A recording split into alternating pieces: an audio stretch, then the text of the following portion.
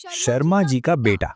बस 5 शब्द, इतने में पूरी जनरेशन ट्रिगर हो जाती है। सुना है ना? मैंने सुना, तूने सुना, हम सब ने सुना है। लेकिन जो कोई नहीं बताता, शर्मा जी सिर्फ पड़ोसी का अंकल नहीं है। शर्मा जी एक साइकोलॉजिकल वेपन है जो तुम्हारे बचपन से तुम्हारे दिमाग में प्रोग्राम्ड है। आज मैं तुम्हें दिखाने वाला हूं कि कैसे ये शर्मा जी सिंड्रोम चुपके से तुम्हारी वेल्थ, तुम्हारा पीस और तुम्हारा फ्यूचर डिस्ट्रॉय कर रहा है। ये मोटिवेशन नहीं है, ये पॉजिटिव थिंकिंग नहीं है, ये एक ट्रैप एक्सपोज करने वाला है जिसमें 90% इंडियन मिडिल क्लास फैमिलीज फंसी हुई हैं। Welcome to middle class mind, episode 1, Sharma ji syndrome. बेटा से मिलो। 24 साल का, first job, 35,000 rupees salary, Delhi के 2 BHK में पेरेंट्स के साथ रहता है। बेटा खुश है, लेकिन सिर्फ 3 दिन के लिए। फिर संडे आता है। पापा न्यूज़पेपर पढ़ रहे हैं। बिना ऊपर देखे कहते हैं, शर्मा जी का बेटा राकेश यूएस गया है, पैकेज 1.5 करोड़। बेटा रिएक्ट नहीं करता, उसने चुप रहना सीख लिया है। लेकिन अंदर कुछ शिफ्ट हो जाता है। यहां से शुरू होता है। कोई बड़ा मोमेंट नहीं, बस ब्रेकफास्ट पे एक कैजुअल कमेंट। साइकोलॉजी समझते हैं। इंडियन मिडिल क्लास होम्स में कंपैरिजन क्रिटिसिज्म नहीं है, करेंसी है। Parents I love you easily नहीं कहते, लेकिन शर्मा जी के बेटे की सैलरी एक्सेल शीट प्रिसिजन से ट्रैक करेंगे। क्यों? क्योंकि 1.4 बिलियन लोगों के देश में रिलेटिव स्टेटस ही वो स्टेटस है जो कई पेरेंट्स समझते हैं। एब्सोल्यूट सक्सेस इनविजिबल है, कंपैरिजन ही लाइफ का प्रूफ है। लेकिन ये ट्रैप यहाँ है। बेटा बिलीव करने लगता है कि शर्मा जी की लाइफ करेक्ट लाइफ है, एक ऑप्शन नहीं, अलग रास्ता नहीं, सिर्फ एक ही रास्ता। और ये बिलीफ चेन रिएक्शन क्रिएट करता है जो अगले 20 साल तक बेटा की हर फाइनेंशियल डिसीजन कंट्रोल करेगा। 2 साल आगे बढ़ो। बेटा अब 26 का है, सैलरी 55,000 रुपीज। गुड ग्रोथ ना? गलत, क्योंकि शर्मा जी का बेटा अब लंदन में सेटल्ड है, घर खरीदा, फोटोज डाली। बेटा पूरा पिक्चर नहीं देखता। वो राकेश के 70 आवर वर्क वीक्स नहीं देखता, उसकी लोनलीनेस, वीजा खो देने का डर। बेटा देखता है हाईलाइट रील और अपने बिहाइंड द सीन्स से कंपेयर करता है। इसे कहते हैं अवेलेबिलिटी बायस। हमारा दिमाग अपनी रॉ रियलिटी को दूसरों के क्यूरेटेड परफॉर्मेंस से कंपेयर करता है। और बेटा क्या करता है? पर्सनल लोन लेता है, 3 लाख रुपए। क्यों? कार खरीदनी है जो उसे चाहिए भी नहीं, क्योंकि अगली फैमिली फंक्शन पे कुछ लेके आना है। Car EMI 12,000 rupees per month. उसका investment SIP cancelled. Next year खुद से कहता है। लेकिन नेक्स्ट ईयर कभी नहीं आता, क्योंकि नेक्स्ट ईयर शर्मा जी का बेटा कुछ नया लाएगा, बेबी, प्रमोशन, बिगर हाउस।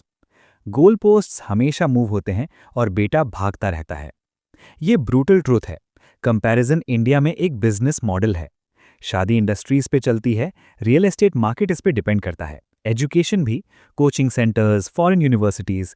कम से कम शर्मा जी को बीट करोगे का प्रॉमिस बेचते हैं। लेकिन प्रॉफिट किसे होता है? बेटा को नहीं, बैंक्स को होता है, बिल्डर्स को होता है, कोचिंग सेंटर्स को होता है। बेटा बस गरीब होता जाता है अमीर दिखने की कोशिश में। बात करते हैं बेटा एक्चुअली क्या खो रहा है। पैसे नहीं, उससे भी बुरा कुछ, ऑप्शनैलिटी। 26 पे बेटा के पास ऑप्शंस थे। वो कर सकता था साइड बिजनेस शुरू कर सकता था, करियर स्विच कर सकता था, कुछ एंजॉय करने वाला, अग्रेसिवली इन्वेस्ट कर सकता था जब एक्सपेंसेस कम थे, रिस्क ले सकता था। लेकिन शर्मा जी सिंड्रोम रिस्क को फेलियर फील करवाता है, क्योंकि अगर कुछ अलग ट्राई करो और इमीडिएटली वर्क ना करे, कोरस शुरू हो जाता है। देखा, शर्मा जी का बेटा तो सेटल हो गया, तू क्या कर रहा था? तो बेटा सेफ्टी चुनता है। रियल सेफ्टी नहीं, सेफ्टी का अपीयरेंस। वो जॉब में रहता है जो उसे पसंद नहीं क्योंकि स्टेबल लगती है, चीजें खरीदता है जो चाहिए नहीं क्योंकि सक्सेसफुल लगता है, किसी और की टाइमलाइन पे शादी करता है क्योंकि लोग क्या कहेंगे।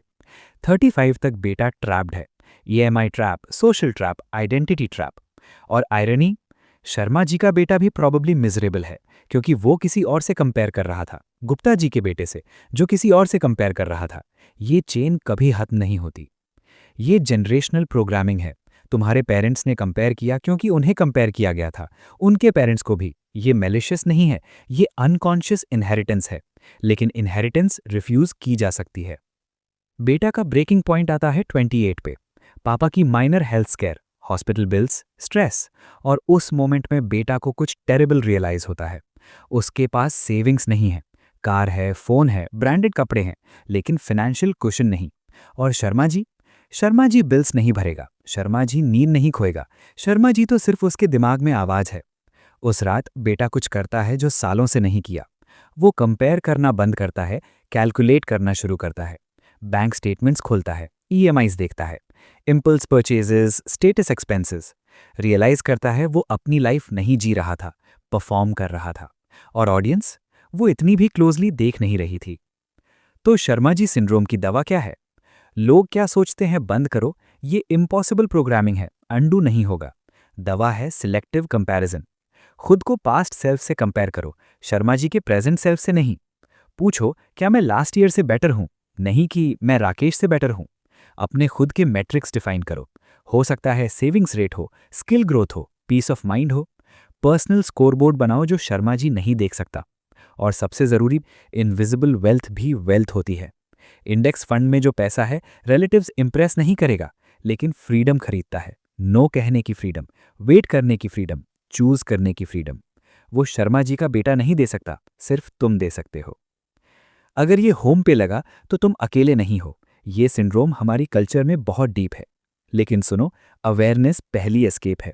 सब्सक्राइब करो, मोटिवेशन के लिए नहीं, डी प्रोग्रामिंग के लिए। Next episode government job obsession पे अटैक करेंगे। क्यों लाख्स लोग अपने बेस्ट ईयर्स एक केज चेस करने में वेस्ट करते हैं पेंशन के साथ, एंड उसे सिक्योरिटी कहते हैं। सब्सक्राइब करो, बेल दबा दो और कमेंट करो, शर्मा जी ने तुम्हें लास्ट कब अटैक किया था। चलो मिलके एक्सपोज करते हैं, क्योंकि आज़ादी ट्रैप देखने से शुरू होती है। Middle class mind out.